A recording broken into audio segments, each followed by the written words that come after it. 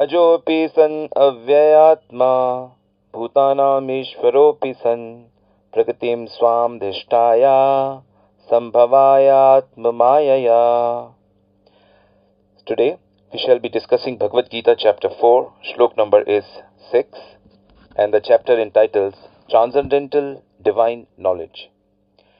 So this chapter is very important because Sri Krishna is giving us divine knowledge. Divine knowledge means knowledge about the divine, knowledge which is coming from divine source, about the divine, coming from the divine source.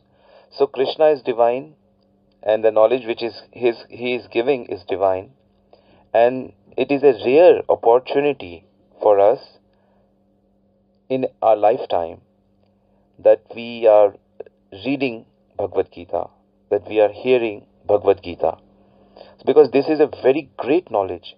With the help of this knowledge, our life will become sublime, our life will become also divine. So what Krishna is telling us, he just told us before that Arjun, many times you have taken birth and I have taken birth, but you do not remember all that. I do remember. So there is a difference between you and me, that I never forget anything. Wow, what an information. God never forgets anything. He knows everything. Everything. Then what is left? Yes, he is omniscient. Not only he is omniscient, but he is also omnipresent. He is everywhere. So this is something very wonderful, actually more than wonderful. So in today's verse, he is giving additional information about himself, his divinity. He says, although I am unborn and my transcendental body never deteriorates, and although I am Lord of all living entities, I still appear in every millennium by my original transcendental form. He says that Krishna is unborn, but still he takes birth. And then the birth he takes, and that birth is a divine form. He has a transcendental body. His body appears to be like a normal body of a normal Vrindavan boy, but his body is divine. Now this is the secret. So what is that divinity in his body? The divinity is that his body and his soul are not two identity, they are just one thing. So we see actually soul. Krishna is super soul, so we see super soul. So Krishna's body and Krishna's soul is actually one thing, and our body and our soul are two different things. Soul has engulfed it by the body, but in truth we can be separated. Jatasya dhruva mrityu dhruva janma mritasya. You take birth and you die.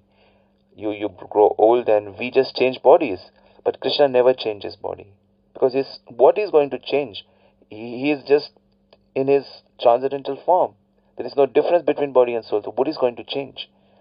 And who can change? And soul is immortal. Soul cannot be killed. Even though the whole mountain falls on Krishna's, it will not have any effect on him. That's the reason that when Kaliya was giving trouble to Brajbasis, Sri Krishna dove in the river Jamuna and submerged, and he was fighting with Kaliya. So he was not having any oxygen problem. Why? Because for him, this material thing doesn't affect him. And there are so many pastimes where Krishna drank the fire. How can he drink fire? Krishna enters in the mouth of Aghasur, a big python. How? Why things doesn't affect Krishna? Because he is not like us. And we have to understand this point, that he is the master and master of the all universes. In his Vishnu form, Krishna's Vishnu form is so amazing that millions and billions of universes evolve manifest from his divine personality. Is he so big? Yes, he is so big. The length and breadth of the universe is an indication of God's power. The bigger we can understand the universe, and the scientists are telling that universe is getting bigger. Actually, it is not getting bigger. Our instruments are getting bigger. whatever scientists say. So the length and breadth of the universe is so huge. So many big mountains and so many clouds and so many ocean is so great, and there are so many oceans here. That shows us the power of God. And similarly, what we cannot see, the power of love and friendship. We cannot see that. So with this physical power, we can at least surmise that how big is his power of love, and that love is what gives us happiness.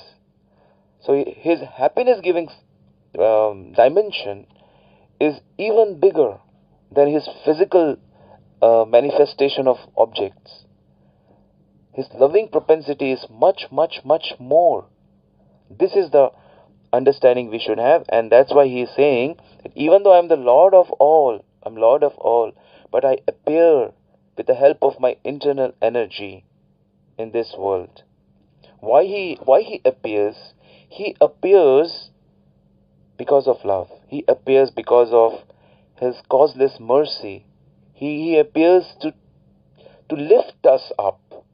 He appears to uplift all souls to a greater height, to greater consciousness, especially to the human being, those who are in human body, because he has given us special comprehensible tools, so that is fitted in our brain. We have a inquisitive mind, higher conscious. So that these are the gift from God's side to all souls who come to human platform. And this cycle is happening. You go to so many species, and then the time comes you take a human birth, and from the human birth you can go to your home, back to Godhead. You can go back to the spiritual planet. You can go back to Krishna's planet, your planet actually. It's my planet. We all belong to Krishna. Mame vancho jeev loke jeev bhuta sanatana manashashtani indriyani prakritistani kashati. All living entities are my part and parcel. So we belong to Krishna. So Krishna appears in this earth through his causeless mercy, and he appears in his original form. You see, the form which Krishna manifests, his two-handed form, is the rarest of the rarest form. It is easier to see the universal form, the Vishnu form, but not the Krishna form. So that is his original form. There is no form of God which is higher than Krishna. That too, Vrindavan Krishna. In Vrindavan, Krishna is a cowherd boy. He is a Gopal.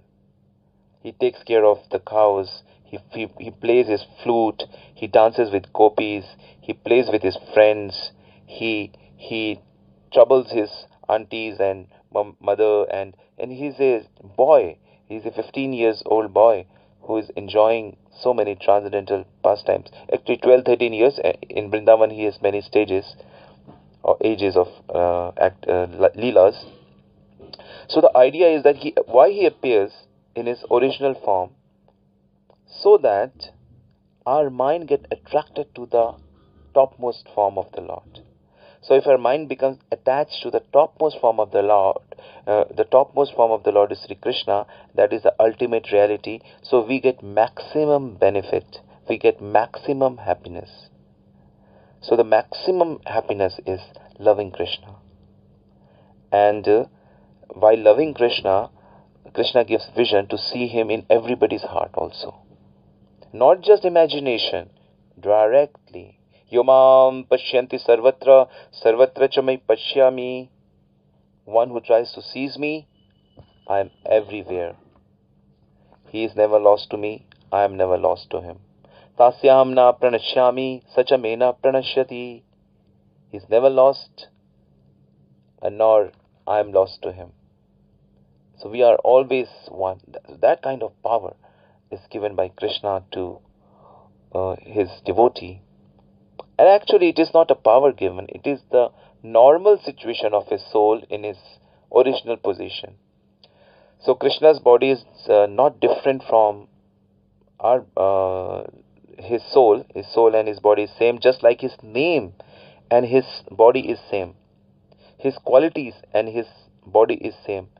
His activities and his body is same. So Krishna is, that is absolute platform. So the best is that we should always remember Krishna, we should chant Krishna's name, and that is the direct association with the Lord, and which uplifts us from all the negativity, all the bad habits, and it brings us to the transcendental platform which we are seeking, don't know for how many lifetimes. So now is the chance to do this homework, to do this project, and to achieve this target, to chant the name of Krishna and living a perfect, blissful life. All the best. Hare Krishna.